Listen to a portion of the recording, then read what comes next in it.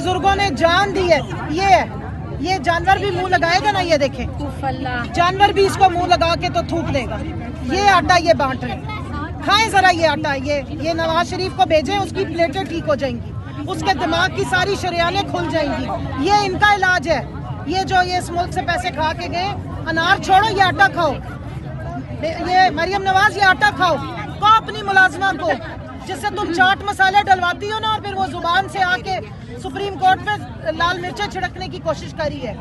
जात की किरली ते जप्पे शतीरा नू, उससे को आए तुम्हें रोटियां बना के दे, इसकी डाइट वाली रोटियां खाओ, बड़ी अच्छी रहेगी, तुम्हारा चेहरा और ज्यादा चमकेगा, सर्जरी की भी जरूरत नहीं पड़ेगी। ये खा के देखो, तुम्हारी सेहत अच्छी हो।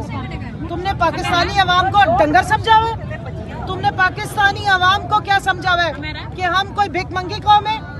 इस आटे के पीछे तुम लोगों को ख्वार कर रहे हो, ये बांट रहे हो, ये 10 किलो